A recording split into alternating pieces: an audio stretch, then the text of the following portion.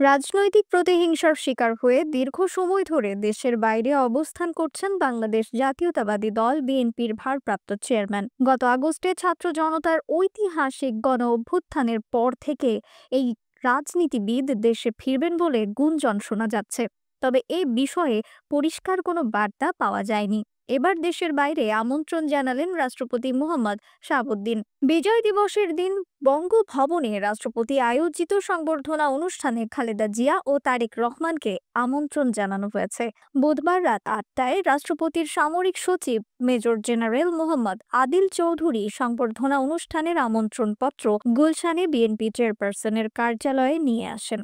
আমন্ত্রণপত্র গ্রহণ করেন দলের স্থায়ী কমিটির সদস্য অধ্যাপক এজেড জাহিদ হোসেন। ক্ষমতাচ্যুত আওয়ামী লীগ সরকারের সময়ে ২০১৮ সালে দুর্নীতির মামলায় কারাগারে যাওয়ার পর থেকে হাসপাতালে যাওয়া আসা ছাড়া প্রকাশ্যে দেখা যায়নি বিএনপি চেয়ারপারসনকে।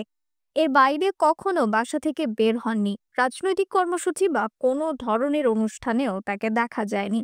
সরকার পতনের পর গত আগস্টে তিনি পুরোপুরি মুক্ত হন। এরপর গত ২১ নভেম্বর সশস্ত্র বাহিনী দিবসের সংবর্ধনা অনুষ্ঠানে ৬ বছর পর প্রকাশ্যে কোনো অনুষ্ঠানে দেখা যায় তাকে। সেদিন সেনাবাহিনীতে সেনাকুঞ্জের অনুষ্ঠানে যোগ দেন তিনি। সশস্ত্র বাহিনী দিবসের সংবর্ধনা অনুষ্ঠানে প্রধান উপদেষ্টা মোহাম্মদ ইউনূসের পক্ষ থেকে সাবেক প্রধানমন্ত্রী খালেদা জিয়া ও দলের ভারপ্রাপ্ত চেয়ারম্যান তারেক রহমান সহ বিএনপির নেতাদের আমন্ত্রণ জানানো হয়েছিল।